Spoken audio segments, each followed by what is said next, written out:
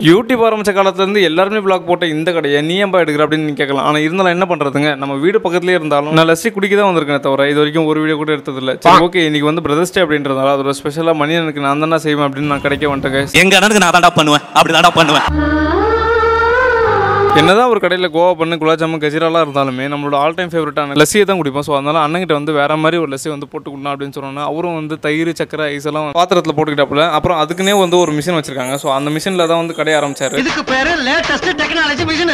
கடைஞ்சி லஸ்ஸி ஆனதுக்கப்புறம் அதை வந்து கிளாஸில் ஊற்றிட்டு அதுக்கு மேலே தயிரோட இடம் மூடி மாதிரி கொத்துறாப்புல. அதுக்கப்புறம் சுகர் சிறப்பை ஊற்றி குத்தாரு பாருங்க, உண்மையாக டேஸ்ட் வேற லெவலில் இருந்துச்சுங்க. இந்த கடையில் எனக்கு லஸ்ஸிக்கு அப்புறம் ரொம்ப பிடிச்சது வந்து மசாலா பால் தாங்க. மசாலா பால் வந்து ஒரு 10 பேர் குடிக்கலாம் போல அந்தளவுக்கு பெரிய டபராவில் வந்து ரெடி பண்ணி வச்சிருப்பாங்க. அது மேலே பூஸ்ட் எல்லாம் போட்டு சூப்பராக வந்து ரெடி பண்ணி வச்சிருப்பாங்க. செம்மையாக இருக்கும். இதெல்லாம் விட அண்ணங்களில் எனக்கு ரொம்ப இம்ப்ரெஸான விஷயம்னா அப்துல் கலாம் ஃபோட்டோ வந்து அவர் போட்டில் போட்டுருப்பாரு. ஸோ அது வந்து எனக்கு ரொம்ப பிடிச்சதுன்னு அவர்கிட்ட நான் சொல்லியிருக்கேன். ஸோ நீங்கள் ஜாம்பஜார் வந்தீங்கன்னா இந்த மணி ரெஸ்ட் ஷாப் தான் எனக்கு வந்திருக்கேன். மாஸ்டர் பார்த்தீங்கன்னா அப்போ தான் வந்து மசாலா பால் வேறு லெவலில் போட்டுருந்தாப்புல. சரி மெனு கார்டில் என்னெல்லாம் இருக்குது சொல்லு மாஸ்டர் அப்படின்னு சொன்னால் அவர் சொல்கிறாரு பாருங்க.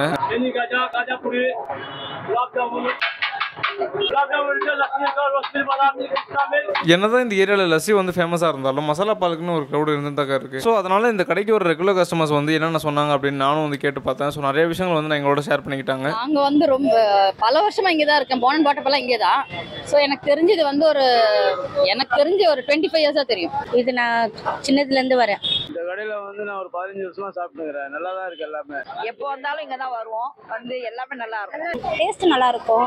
அது மேலே ஒரு ஏடு மாதிரி போடுறாங்க பார்த்தீங்களா, அது டேஸ்ட்டாக இருக்கும். லஸ்ஸியில் பாலாடு அதெல்லாம் கொஞ்சம் டிஃப்ரெண்ட்டாக இருக்கும் டேஸ்ட்டு. மற்ற கடையில் குடித்தா அது இருக்காது. இவர்கிட்ட மணி எனக்கு குடித்தா கொஞ்சம் டேஸ்ட்டு கொஞ்சம் டிஃப்ரெண்ட்டாக இருக்கும். டேஸ்ட்டு லஸ்ஸி எல்லாமே சுத்தமாக நல்லா இருக்கு. உங்ககிட்ட டேஸ்ட் நல்லா இருக்கு. அதனால கடை என்னதான் சின்னதாக இருந்தாலும் அவங்களுக்கு கொடுக்குற குவாலிட்டி வந்து உண்மையாக சூப்பராக இருக்குங்க. குறிப்பாக வந்து நம்ம லஸ்ஸியை சொல்லலாம். லஸ்ஸி வந்து அடிச்சுக்க முடியாது. லஸ்ஸி போட போகிறேன் பாருங்க. ஓகே, ஃபஸ்ட்டு வந்து தயிர், தென் சர்க்கரை, அடுத்தது ஐஸ். நல்லா அடிக்கும். அதுக்குன்னே ஒரு மிஷின் இருக்கு. ஆமாம், லஸ்ஸி தனி ஒரு மிஷின் இருக்குல்ல. ஓஹோ, இதுக்கு முன்னாடி இது பண்ணிட்டு இருந்தீங்களா இல்லைன்னா இப்போ தான் ஒரு 25 இயர்ஸ் தான் மிஷின் இருக்குது. ஓகே, அது மாதிரி கையில் தான் அடிப்பாங்க. கையில் அப்பா காலத்துல தான் கையில் தான் அடிப்பாங்க.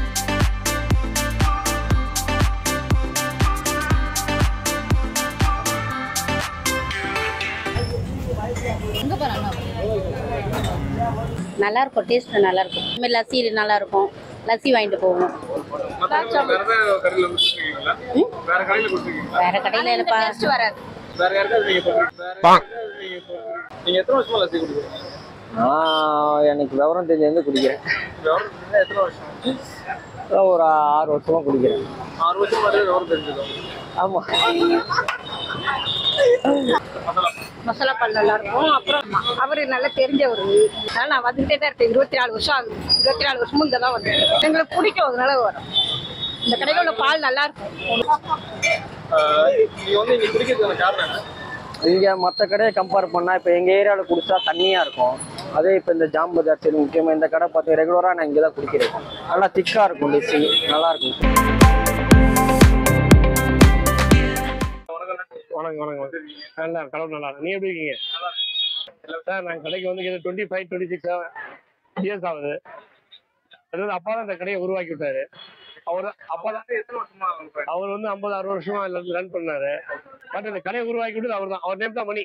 அந்த நேம் வச்சு தான் மணி லஸ்ஸி ஷாப் வச்சிருக்கோம். அவர் தான் சின்ன வயசுலேருந்து கஷ்டப்பட்டு இந்த இது பண்ணார், ஜாப் பண்ணார். சார் போன கடையை சேஞ்ச் பண்ணேன். அப்புறம் பொருள் அதிகமாக இது பண்ணேன், இன்க்ரீஸ் பண்ணேன். எல்லா திங்ஸும் எக்ஸ்ட்ரா தான் போடுறோம். இந்த மாதிரி ஐட்டம் தான். இப்போ சாக்லேட் மில்க்கு, பால் சர்பத்து இந்த மாதிரி ஐட்டம் சேர்த்துருக்கோம். 2வது மலாய் பன் கோவா பன் அது சேர்த்துருக்கோம். மசாலா பால் சின்ன வகையானது பெரிய இதுவாக வச்சிருக்கோம். எல்லாமே கொஞ்சம் டிஃப்ரெண்ட் எக்ஸ்சேஞ்ச் தான். எல்லாமே எக்ஸ்ட்ரா தான் பண்ணுறோம். எடுத்துட்டு வராங்க. நிறைய இடத்துல கேள்விப்பட்டு வராங்க. அவங்களுக்கு சர்வீஸ் பண்ணுறதுக்கு நேரம் சரியா இருக்கு. வெளியிலலாம் போய் எங்கேயும் பண்ணுற மாதிரி இல்லை. தென் வந்து கல்யாண ஆர்டர் ஃபங்க்ஷன்னா போய் பண்ணுவோம். ஆர்டர்லாம் பண்ணுவோம். தயிர் ஆர்டர், லஸ்ஸி ஆர்டர், இந்த மசாலா பால் ஆர்டர் எல்லாமே பண்ணுவோம்.